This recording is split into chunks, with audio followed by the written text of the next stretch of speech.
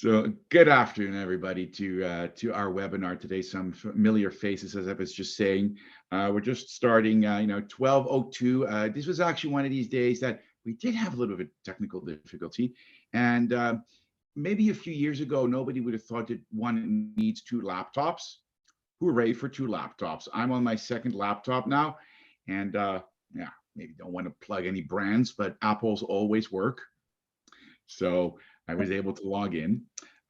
Really want to welcome everybody to our webinar today. I see we have 23 participants. It's a really high number, so thank you so much for joining us.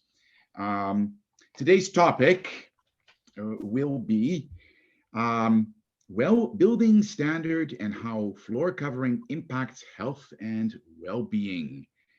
And this will be a roughly 45-minute presentation. At the end, we always love to hear feedback and questions. You can also already put those in the chat box during the presentation, or just ask them towards the end and we'll address them. If you have given us your IDCEC number, the registration, we will make sure that that is processed so you can get your CEU credits. As you already heard, this is a recorded webinar, so you can always look at it later, and will be posted on our website, excuse me, in the next 72 hours if that is not bogged down by other tasks that we ask him to do. And it will be on chaseoffice.ca/events. We also ask you to register for our next webinar, which is actually coming up really fast. We know you probably don't have time for a webinar during Christmas, so we scheduled one on December 8th. Scandinavian design, why Scandinavian design is taking the US by storm. All right, let's go back to the webinar of today. And I was just teasing with Bob. I mean, I've known you for quite a long time. We always run into each other. Bob Hunter is the Regional Vice President, Sales for, and this is always what impresses me, Canada, US, Pacific Northwest, Midwest, and of course he got Hawaii. I'm sure there is a trip overdue soon. So he's a commercial hospitality and flooring for Milliken, a very renowned company. Bob has been involved with build interiors for over 35 years. He started his career in Montreal, actually in the office furniture industry, then moved to Milliken and commercial flooring in Vancouver in 1995. He, in addition to being NFCA, and I'm just going to say what that is, the National Floor Covering Association. Bob has also spent 20 years on a number of boards and committees in various positions, including the International Facility Managers Association and the Canada Green Building Association. He's a family man, avid outdoors man, and has a strong commitment to environment and the community. And that's all the talking I'm going to do for the next 45 minutes. Bob, this is your show. Share, talk, do whatever it is that you need to do. Oh, thank you very much. Thank you. Thanks for having me. I am going to share my screen. We're going to get right into it because there is a lot of material to cover in a short period of time. So I will be speaking rather quickly through some of these things as we get through it. However, I would appreciate, if there are some questions, that they either go in the chat or interrupt us as we get going. But there's a lot of material to cover. And please let me know when you see the slideshow. Do you see my first? There we go. Got it. Excellent. All right. So as Jean-Paulo said, excuse me, this is a CEU course, and in addition to being, IDC and AIA, it's also a green building credit and a health and safety credit. So that's one of the newer ones on the HSW. So don't be afraid to take advantage of that. What this class is really about, or what this CEU really is about, is it explores how design, operations, and behaviors within the places we live and work and learn and play are optimized for advanced human health and well-being, the very first line that's up there.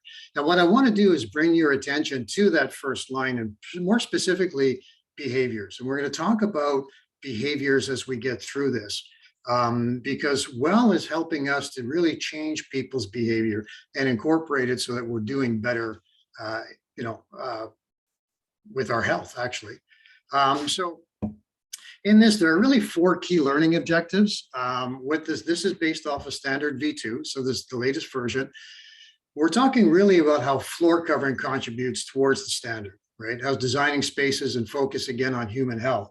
We're going to talk a little bit about the intent of 3 parts of moisture management. And moisture and flooring is a very, very big topic. It's a very expensive mistake when not done properly, and it can affect a whole bunch of things, including indoor air quality. So we'll be spending a little bit of time on that. We'll be spending some time too on acoustics and some of the specific features within the impact noise management, some sort of holistic acoustic design strategies around making places quieter so that they're healthier and more productive.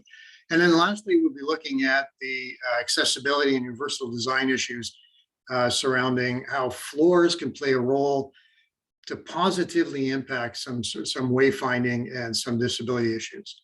So having said that, let's back up a little bit. When Well first started, it really is an accumulation of a whole bunch of data that was pulled together. And that data then started looking at different features that weren't really covered yet with sustainability type rating programs. And the one thing I want to make clear is Well is not something that you do instead of LEED or instead of BREEAM or instead of something else. It can be alongside of, right? But what it starts with is understanding that our environment is changing how we live. And that couldn't be more true than the last couple of years. You know, what's happened in the last couple of years, where we live, work, learn, play, relax. For a lot of us, it's all been in the same room for that matter, right? So as we come through these pandemics, but Well really looked at what does that impact on your productivity have, your health and your productivity, but what is the impact of the built environment? So the really neat thing about what I'm seeing today is, and most of the people on this webinar, of which I've seen a few names I haven't seen in a long time. So Kim, nice to see your name. David, I'll drop a few words in there, but nonetheless, you know, we have a real impact into people's well-being, and that really is important to me. I take that very, very seriously, as I'm sure we all do. So when we look at this, we started talking about the data. So when Delos, which was the organization that first put some of this together, they started looking at some pieces of information that were really standing out. And one of them was this, where we spend 90% of our time indoors. Now, I have to tell you, when I first took my Well AP classes, I doubted this. I mean, we live in Vancouver, most of us, you know, are a beautiful city. I am an outdoor person. I don't like being indoors. It's not my thing. So I challenged myself. I took 2 weeks. This was in the spring a few years back. I took 2 weeks of my period and I wrote it down and said, okay, where am I today and how much time? And you would be shocked. After 2 weeks, I realized 86% of my day was indoors, because the built environment is not just about the office.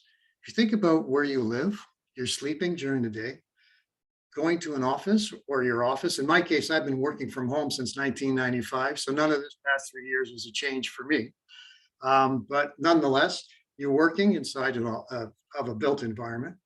You're commuting to places inside of a built environment, right? To think about transit, automobiles, things of that nature. You go to restaurants, you go to the gym. I mean, I don't, I know Jean-Paulo does, right? When you start figuring out how much time you are inside a built environment, it adds up very, very quickly. So this 90% actually made a lot of sense. When you add that to how does it feel to be indoors over the last few years, when we've all been forced into working from it inside, it really does feel like this is part of where we've been, right? What we're doing with Well, or what Well's been trying to do, is really to get you more into sort of this type of a scenario. And in this scenario, you know, what we're talking about is a very inviting space. There's a sit-stand workstation that's right there. There's some beautiful artwork on the back wall, which talks to the culture and some joy and the happiness that joy brings us. There's a little bit of green and biophilia that's up into this space. So the one thing that you'll find with this is that I found anyway with Well, if you're new to Well is not asking you to do something, really different than what you've done before. A lot of this you've already done. It's just now recognizing the importance it has on the well-being of people that's in that space. This is a project that we actually did in China. And what I like about this picture is part of Well, we'll talk a little bit about noise and bringing some of the outside in. So in this office, if you look through the fish tank to the opposite side, it's got some great windows, lots of natural light coming through. But then come back to the aquarium, right? Inside the aquarium, there's some green, and green's a really important color for us as human beings.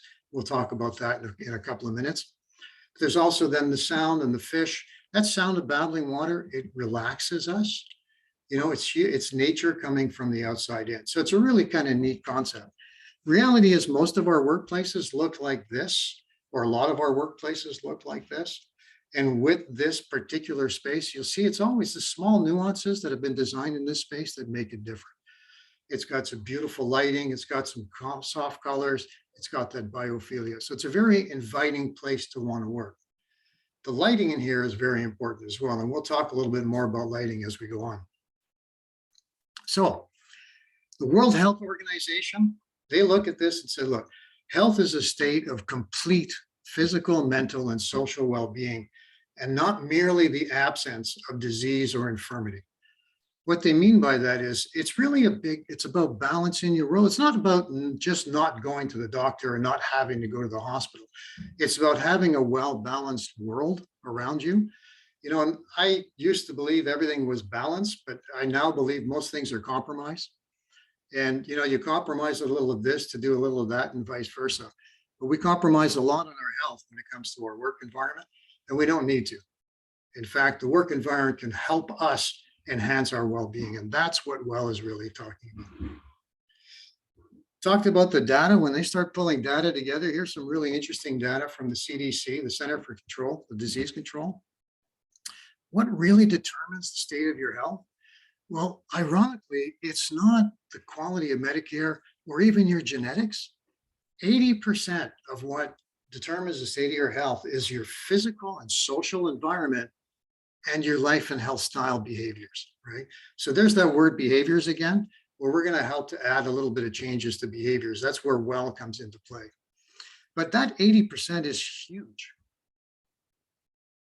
So when we think about 80% of your health is determined by your environment, you got to think of one other really, really big number, and that's the invest in people for return on the investment. So the documentation shows that most money, or the spending capital of companies is really going into, 90% of it goes into salaries and benefits. That's the people, right? That's the people that you're working, that are doing the job. So like anything in this world, if you want to get some real buy-in from corporations, you want to get the governments moving on things, right? We need to get that sort of mass appreciation for what we're trying to do. There has to be a return on investment. And so that's the other part of where Well delves into understanding where productivity plays a role as it's tied to health. So I hope that makes sense. So the next part is they took all this data and they said, okay, well, what are we going to do? So what's the methodology for trying to figure out where we're trying to go with this Well rating system? And what they did is they looked at these basically 3 different segments that generally were either done in silos or were mostly 2 out of the 3, right? So it's in understanding the operations, the return on investment. And as designers, and I know a lot of designers are on the call, you look at design, you've got to understand the operations of the organization. So when you understand the operations, then you can do the design work and try to figure out your flow. The third caveat in there is that behavior. What behaviors are we trying to change? And that's where Well start pulling in some of that more information. Of course, people are always at the center of everything that Well is trying to do, okay? So I hope that makes a little bit of sense. And as we go on, I want to share a little bit more data with you. Some of the stuff that I found that was very, very interesting through the research that they did. So if you decipher some of that data, one of the biggest parts of Well, the components, is air quality. We're going to talk a little bit about air quality in a minute. But they are now able to say exactly, better air quality increases productivity by 8 to 11%. general population is 80% of the general population is dehydrated. And so why is that important? Well, most offices have liquid choices, but what's interesting with the human nature is that when you're slightly dehydrated, you become dehydrated more quickly. It happens sort of exponentially. And the thing that affects you the most in that is some very basic elements of, some of the testing that was done is just on basic math. And the people that were dehydrated have a very hard or had a harder time doing basic math problems just because of dehydration. The next one is actually a little closer to my heart. I know a few people that suffer from depression. And so I read into this a little bit more. And it was interesting to find that more and more research is on the quality of food that you eat. The more fruits and vegetables that you eat, you can actually lower depression by 27%. So when we talk about that behavior change, think about what's being offered in the offices where you work, right? Who's bringing in the donuts and the cookies and the chocolates all the time? How many people are bringing in fresh fruits and vegetables for people to share? That's where some of that behavior change is going. We all want a window office. We all want an office with a view. And we can tell you that we now know that you increase concentration by having a nice view of 15%. The next two, for anyone who's done any jobs and you've done a post-installation survey with whether you've changed furniture or whole spaces, is the thermal aspect. I'm either too hot or too cold. Is one of the #1 complaints in every office I've ever been in, and no matter what you do. So now you can actually tell people, listen, if you're a little too warm, don't worry about it. Your productivity only drops by 4%, but you got a window view, so your concentration is going up 15. So we're in the positive area here. We've just enhanced your environment. All kidding aside, it's an interesting challenge. We're going to look at noise. We talked about noise a little bit earlier, and noisy spaces result in a productivity drop of 15%. Noise is still one of the top 3 complaints at every workplace in North America. The last one I'm going to touch on right here is the focus of 6% increase when you can see a green roof. So when I read that, I had to do the research. Where did this come from? And this was actually a test that was done in Australia, where there was this one floor of people doing all the same job. But in the area where they all had windows. On the right-hand side of the building, the people on that side of the building were slightly more productive than the people on the left-hand side. And they couldn't figure out why. Well, they moved people around. They went to the left, to the right, and vice versa. And that same right-hand side kept being more productive. And what they attributed it to was the view from that side of the building. There had been a revamp of the whole neighborhood there, and all of the roofs were painted green. Not that they were living roofs, they were just the color green. And just that enhanced people's focus by being able to see that green, which I thought was really rather interesting. So now I say, okay, we've got all this data. Well, the one thing about Well is that it is science-based data. And if you're involved in anything from a sustainability perspective these days, SBTIs is key.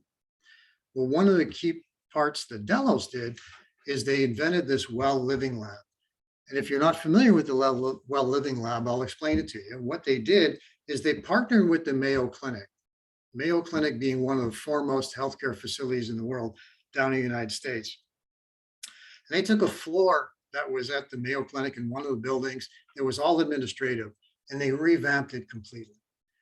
They looked at this floor, and then they created spaces where you can work and live. So there's some like hotel rooms that are in the same space. And so what they've done is they've done actionable human-centered research that creates healthier indoor environments. They really looked at the impact on people of both office and residential environments. By having this floor, they're able to change different things on the floor and see how productivity did. Everybody was doing the same work. So now when you change the acoustics, when you change the humidity, just changing human proximity, right, can change how it affects what you do every day. The question then was, well, they've changed the environment, but how do they really know what changes me? Believe it or not, everybody in there was signed up to be wired up. And so inside the Well Living Lab, everyone's biophysical data, their human subject performances, where their blood chemistry was given, They're wearing sensors, for both audio and visual. You're able to check your heart rates, check your blood pressure, all of that stuff by making different changes inside the facility. So that's where the Well Living Lab is. The Well Building Standard was created out of information designed by the Well Living Lab. The Well Lab continues today, and it's the source of further changes to the standard as new developments come in, as new technologies go on. Whether we're talking about how lighting changes or sound masking changes or any environments that make a just slight change, they can see how it affects you. So why would anybody want to look at Well for work? Well, there are benefits from twofold. One is for employees, right? We're talking about health-focused environment, increased productivity, increased satisfaction, and happiness at work. If you're healthy or feeling healthier, your happiness level goes up. The two are tied together. For employees, it's about attracting and retaining top talent. It's about reducing sick days, which cost companies millions of dollars a year. It's about that return on investment we talked about earlier. And it's about promoting the health to 100% of your employees. And one of the key issues with that was, and this is an interesting fact as well, within a lot of companies, they offer you gym memberships, right? Or there's a gym on site, and you can use the gym. The average is less than 15% of employees actually take advantage of that physical space or of those gym memberships. But when you incorporate Well into your business, the participation is 100%. Everybody in the office or the built environment benefits from these strategies. So that's where all of the strategies and the history sort of comes into play. Let's just jump right into what is the Well Building Program. The Well Building Program or rating program composes of 10 different components. And if you notice on the right-hand side of the screen, with each one of these components, there are preconditions and optimizations. The preconditions are the things that you must do. The optimizations are the options that you can do that would increase your level of participation. So you can be Well certified, you could be Well certified silver, gold, things of that nature. So you can make changes within a 3-year certification process. So this is a 3-year recertification. It's not a one and done. So you can go up and down on that chain. And a lot of what Well does is about field verification. So be prepared. It's not just about the documentation, which is significantly less than LEED, by the way. It's a lot more field verification. Now, I'm going to talk about the 10 of these sort of at a higher level as they touch, as we go through the presentation. But where the areas of flooring are concerned, there's 7 out of 10 of these components where flooring plays a role. And we're going to delve a little bit more into those as we get going. So, how are we doing so far? Are we okay? Thank you very much. All right, so let's just talk about this for a quick second. Nourishment. Why is nourishment? This is one of those that's key to my heart. Fresh fruits and vegetables, we mentioned earlier, the data shows that it reduces depression within the workspace. So we should have some of those things in there. At our head office, we decided to become Well certified. We started bringing fresh fruit in, and we were amazed at how every single day, no matter how much fruit you brought in, was all gone by the end of the day. The fact that it was available, fresh apples, fresh oranges, tangerines, whatever you want to call it, it pretty much went out the door every single day. That was great. But there was also some portion management control. One of the issues, and I love telling this story, is inside of nourishment, there's a sugar content thing where you shouldn't have any beverages that are more than 25 grams of sugar, if I remember correctly. Well, our head office is in South Carolina and Georgia. They drink a lot of Coca-Cola down there.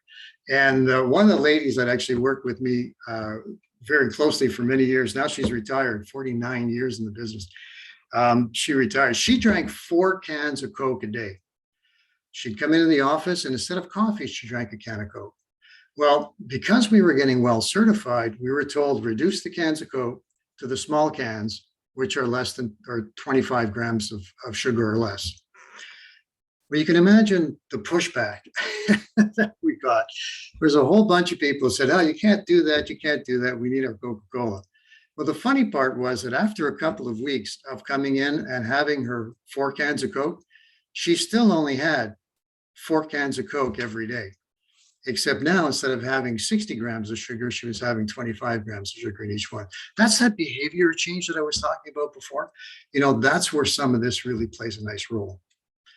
Anyway, moving on from there, light is another issue that you can argue the flooring can play a role with this. In the United Kingdom, light reflected values off of floor is a bigger conversation than it is in North America.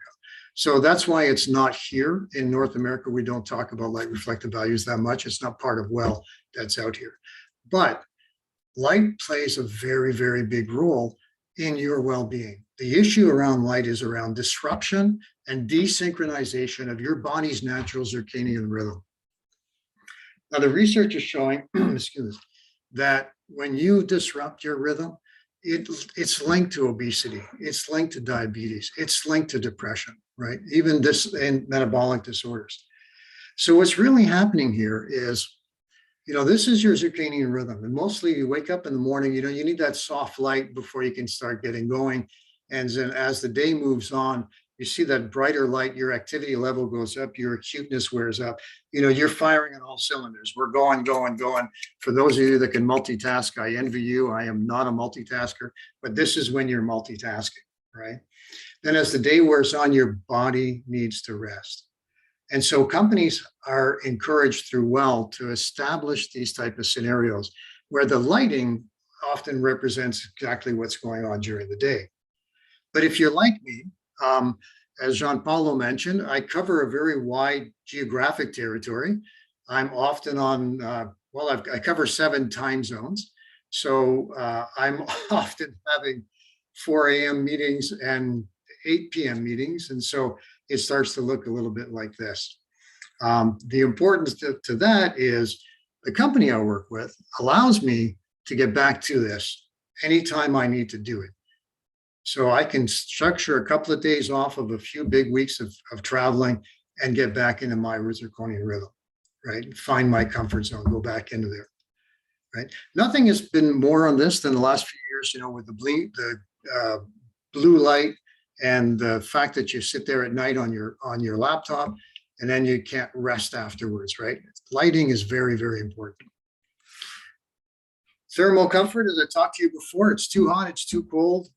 As we get into more sort of hoteling type, as we're getting back into the offices and sharing spaces, this is becoming a big concern as well. And I can tell you, the bigger issue with this is it's constantly ranked as one of the highest contributing factors influencing overall satisfaction.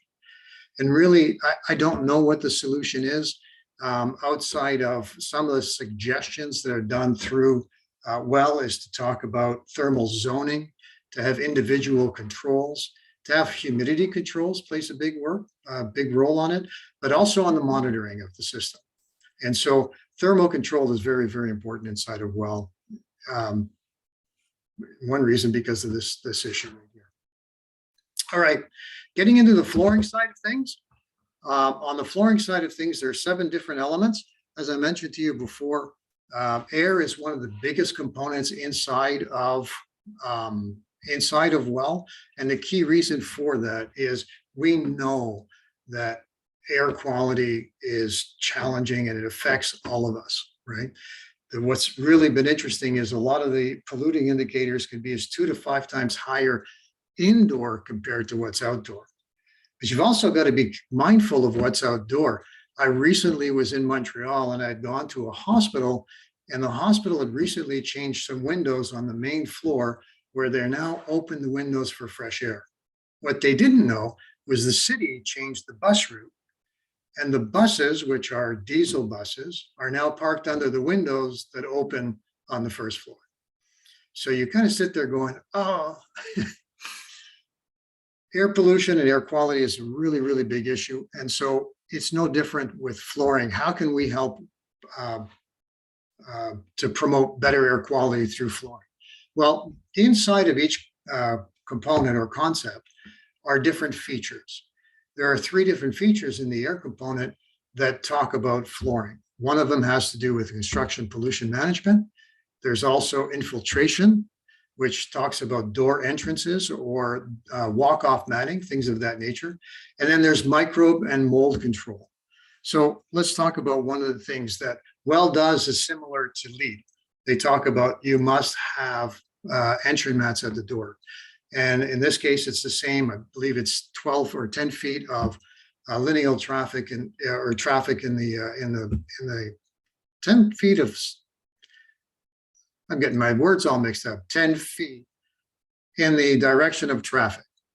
So when we go back to looking at some of the data, the Carbon Rug Institute is actually, 10 feet is actually rather inadequate for stopping dirt at the door. If you really want to stop dirt at the door, you've got to get to 20 to 39 feet. Now, I know a lot of people sit there and go, that's crazy. Nobody has 39 feet of space. Some do, but there are strategies around it as well. If you look at this picture, there are 3 different walk-off products right here. There's a walk-off product that's out by the front door that picks up some of the bigger dirt. Then there's a walk-off product that's the multicolored one before the gates or they get open. And that's designed to start sweeping some of the dirt off and absorb more moisture. And then this next product is another walk-off product designed to just pick up some of that finer dirt. So when you start adding those all up together, you can get a nice length of space that takes the dirt off the door. Air quality, the more dirt you bring into the facility, the more dust that you're inhaling, the more stuff that that your HVAC systems have to control. The more cleaning equipment you're bringing in, the more VOCs you can be bringing in, all of that stuff. So that's why flooring can play a role there. But it does more than that. You've got to be careful about what the products are you're putting on the floor and what's coming off the floor. What you're looking at is a picture where the floor had to be resealed before new products went on. And it was sealed, or actually the other way around. There were products on the floor that came off and the old adhesives had to be chemically removed and then sealed. They were improperly done. And because of that, they ended up creating a really smelly environment because the glue actually emulsified because of the chemical reaction. And so chemical reactions on flooring, they don't start right away. They generally happen after about 1 year to 3 years down the road, you start getting these smells. And then you're dealing with HVAC, you're dealing with having to replace things, you're talking about abatement. It's a nasty area. So it's something that floors have to be concerned with, or you have to be concerned when you're looking at floor. With water, obviously floors don't play a role with drinking water, but they do play a role in or moisture management. And so with moisture management, what we're talking about here is the limiting of bacterial and growth in buildings from water infiltration and condensation. So I mentioned earlier that moisture is a huge issue inside of the built environment today, especially in the commercial environment today. What you're looking at is a picture of, we know concrete slabs allow moisture to come through the slab in the form of vapor. When that vapor gets trapped, it then condenses. That water then creates the real issue. So the issue is not the moisture, it's the water, the liquid. And that vapor is allowed to condense. You're looking at a picture of a carpet tile. If you look around the edges, it's nice and clean. That's where that vapor has been able to get away from, can be able to come through and be dealt with HVAC. Otherwise, you're looking at emulsification of glue, where the glue no longer has a bond, and then you've got a bigger issue. In this case, it takes it one step further. Again, you see the nice clean area around the edge. Inside, we've got mold and mildew. And one of the pet peeves in this industry, as flooring goes, we know there's a moisture problem on the floor, so people say don't use adhesive, use these tabs. You're not solving the problem with tabs. In fact, you're having the same problem where you're trapping that moisture and creating that mold and mildew.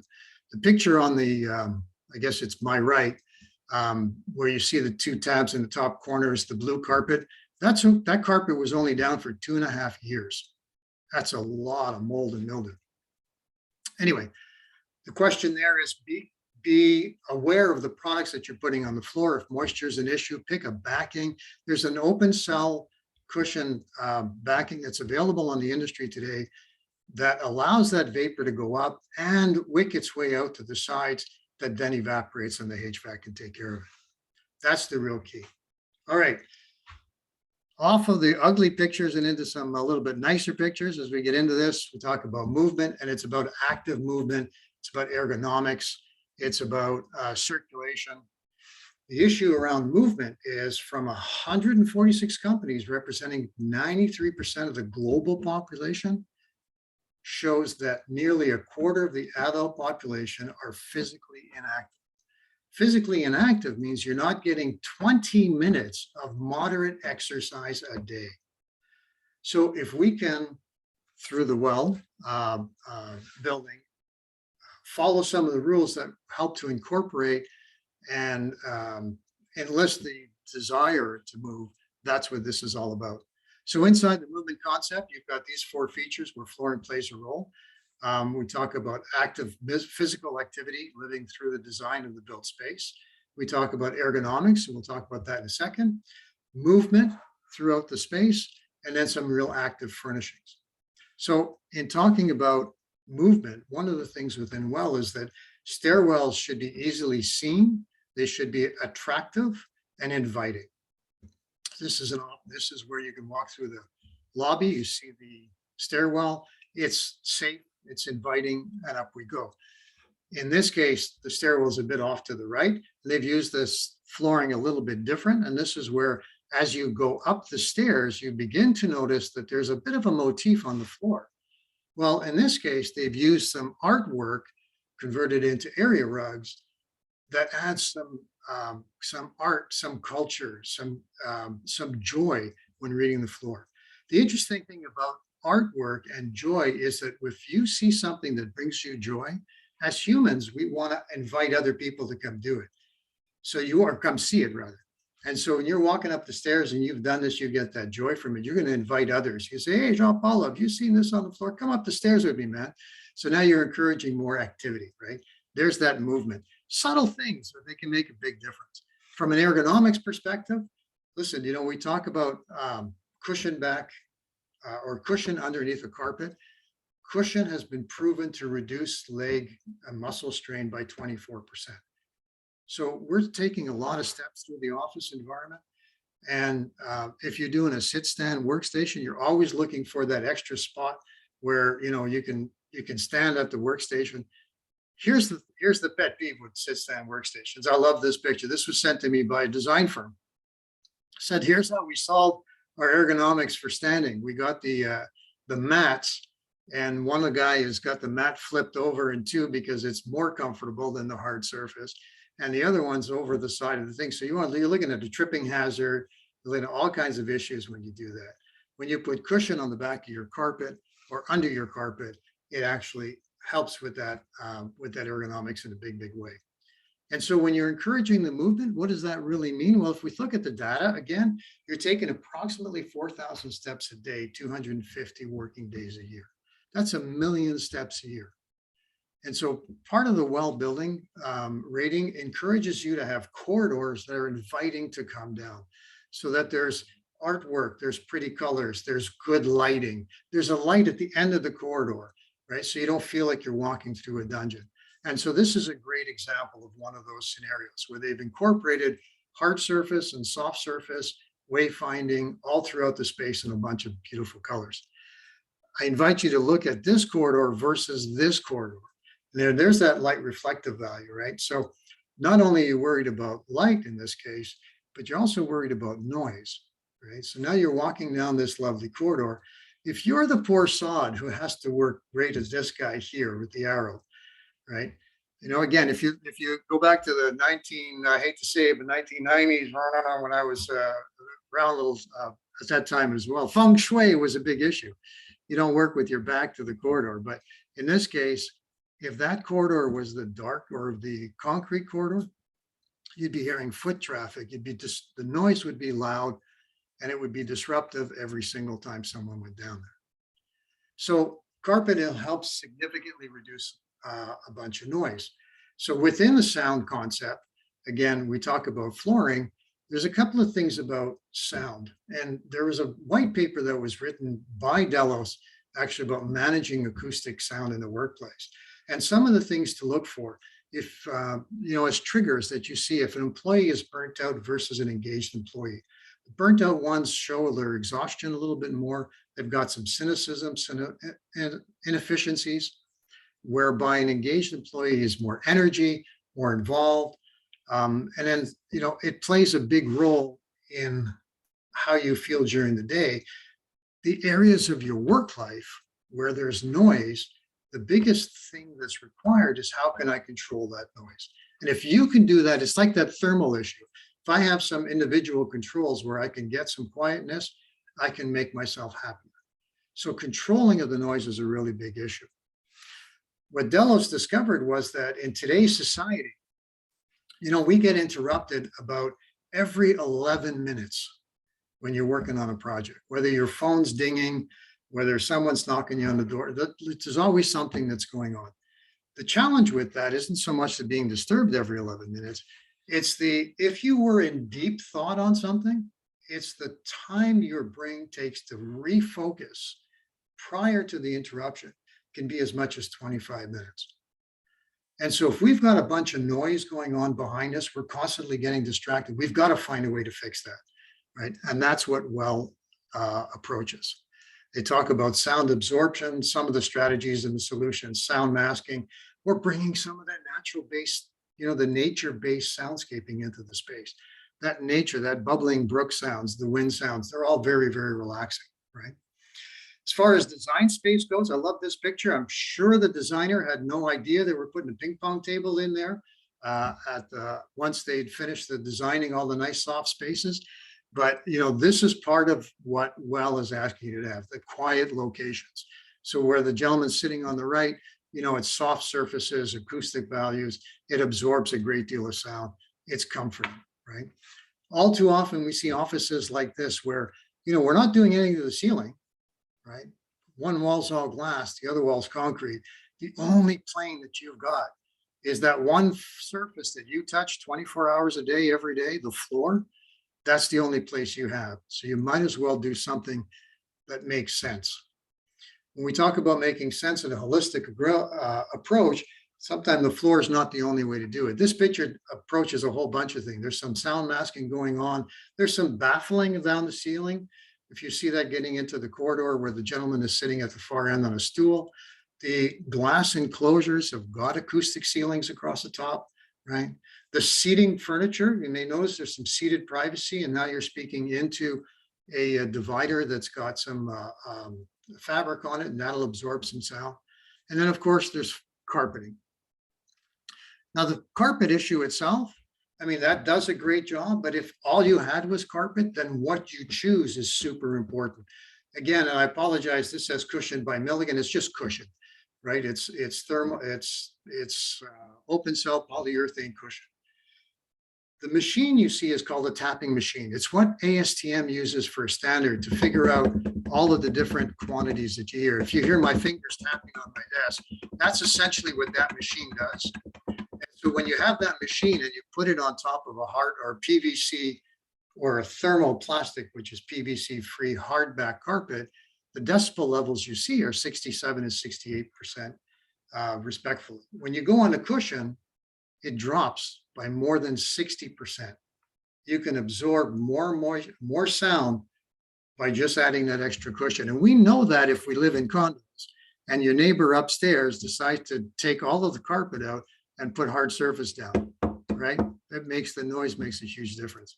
So as flooring plays a role, it's really important that you think about what are the acoustics and how can flooring play a role in that. So moving on, we talk about the next component, which is materials. And materials are really all about how are we reducing VOCs. And as far as flooring goes, it's material transparency, where material concept where we play a role is in these functions or features rather with material precautions, hazardous materials, enhanced material precaution, and then the transparency. This again follows a great deal what LEED is doing, not asking you for anything different. They're just saying, look, transparency is key, especially when we start talking about environmental issues and sustainability issues. Have the facts and data and have it third-party verified, right?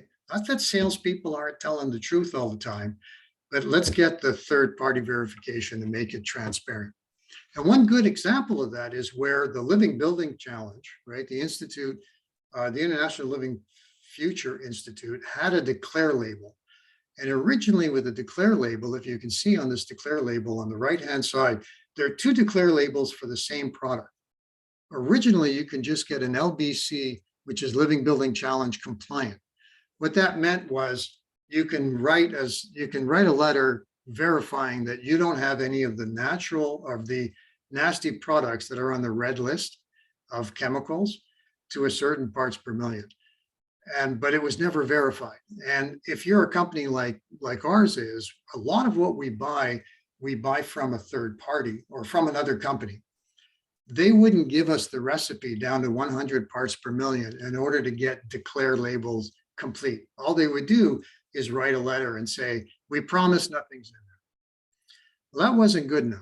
After a couple of years of that, this third-party verified declare label then became a bigger issue. So the third party now means, so if a company like mine, we'll be very transparent in what we do. So we go to, say we'll go to a THAD and give him all a recipe. And then we get our suppliers to also go to THAD and give him all of the recipes. And now THAD's responsible for verifying everything. We don't see your secret sauce. You don't see my secret sauce, but THAD's the third party that says both secret sauces meet our criteria. We're good to go. That's true transparency. That's one of the things Well is trying to push. It's not just about red list free, it's about cradle to cradle. And if you're involved in the UN, you recognize these icons, about water stewardship and all that sort of stuff. I'm talking a little bit quick because I know we're getting near the end. So I want to make sure we got a couple of minutes in case we've got any questions on here. Another component is the mind. Within the mind, again, it's access to nature, it's sleep support, it's business travel, those things that I was talking about before, where flooring has a role to play is both in the access and the restorative side of things. When you look at a picture like this, and this is a project we did, you may recognize downtown Vancouver and the Port of Vancouver right there. Part of what Well is saying is if you've got beautiful nature scapes outside, don't allow your design to take away from the natural beauty that's outside. The natural beauty helps us to relax. It helps us to, it brings us joy, right? And so in this case, we've got very soft neutrals on the floor. Nothing is screaming louder than the beauty that's outside those windows. The same is true if you go down to the corner office. This is the corner office, which is open to everybody. And again, now there's a little wayfinding, but again, the flooring doesn't take away from the rest of the space. And that's a key issue within that. Within the spaces, again, you're looking at spaces like this downtown, high rise, nice open windows. The flooring is very organic, right? The patterns on the floor are organic. We're bringing some of that nature from the outside in. This is a high rise in downtown Atlanta. This was their coffee lunch area in a high rise. Beautiful sunlight coming through, loud as all get out. So they put carpet tile down that had this sort of mossy green feel to it. So that's bringing some of that outside in. Since then, they've actually added a living wall with plants on the right and left-hand side of that angled walls. It looks gorgeous. I got to get a newer picture, but it looks fantastic.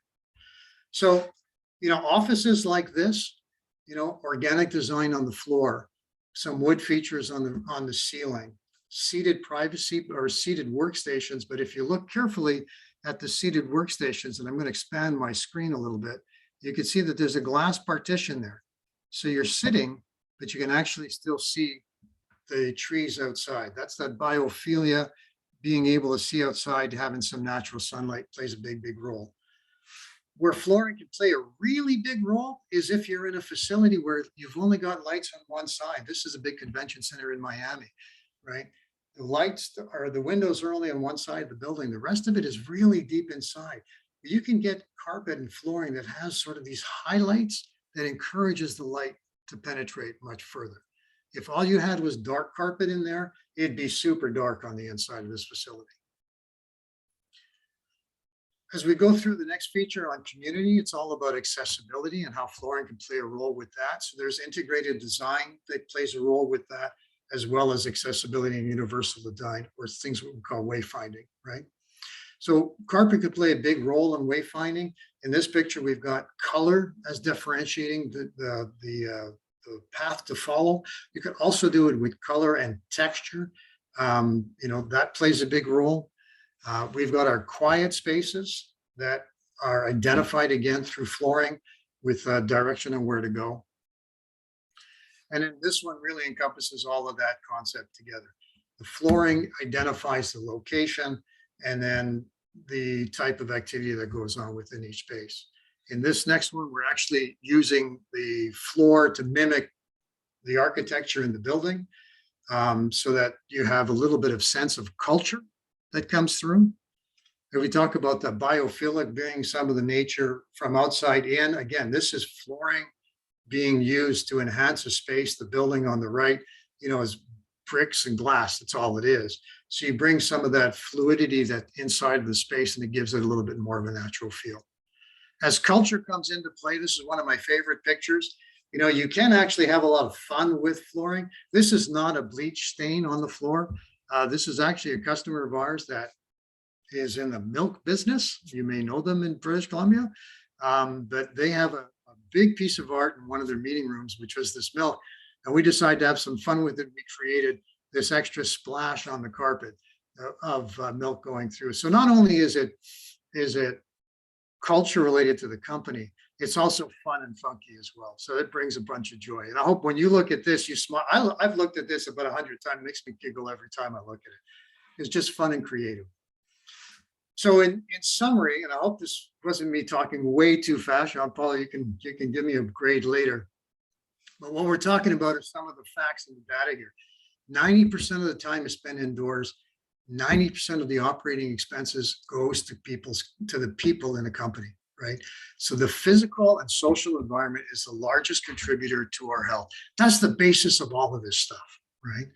The well is a comprehensive approach to human health on all 10 different concepts, or with the 10 different concepts. And it really focuses on behavioral plus design and operations. And it's that behavior that's really a big function that's in there, right? Well, Living Lab is a partner with Delos and the Mayo Clinic. It's the place to conduct human-centered research. It'll be there forever, we hope. There are some very big companies that are sponsors in that as well. And it's what's going to drive the standards as we go forward. It's that science-based data that we were talking about. And then lastly, of course, the reason why we're all here is flooring can play a key role in improving indoor air quality. It can encourage movement. It can enhance underfoot comfort, standing ergonomics. It can improve acoustics, leading to quieter spaces, increased productivity, and it plays a key role in enhancing the look and the overall feel of the built environment. So with that, and I think I've got 5 minutes left. Well, first of all, thank you. That was really great. I think it was, a really good overview of WELL in general for those that may not have know what WELL exactly is, and then making that relevant to your business, Bob, is really interesting. I learned quite a few things. A little surprised that when I was doing my WELL exam, that the acoustical ratings of the floor are not part of WELL. They are when it comes to partitions, but not the floor. So do you think that might change over time? Actually, the Living Lab is measuring products over product. So I do think that we're going to see more of that as time goes on. It was a question we raised with them. As a company, we are founding members of WELL. So this, would have played very well for us. But I think you're going to see more of it as acoustics become more and more of an issue. And I'm sure, you're seeing it, Jean-Paul, in the office furniture business. We've gotten away from high columns, right? From the workstations with high panels, brought them all down. And now we've gotten away from soft surfaces, gone LVT and hard surfaces. And now we're all sitting there going, I don't understand why noise is such an issue. Well, guess what? We don't have anything there to absorb the noise. So I think this is going to become a bigger issue as we talk forward. See, one question is a little bit more generic question, but from Mark, a good point, Mark. If this counts as an ongoing education for WELL, I definitely will report it. So I think, yeah, I think it does. I think, It and does. I think you mentioned it earlier too, right? Yes. But it can also go under, obviously for designers under CEU, they get a credit for that. And did you mention lead? Is this also applicable to lead? Yeah. Allow me to share my screen with you again.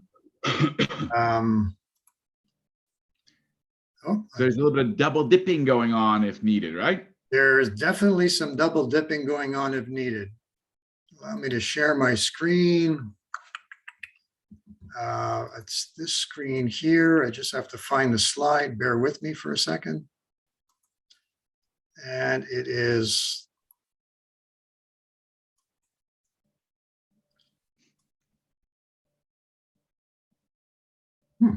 Where did my slide disappear?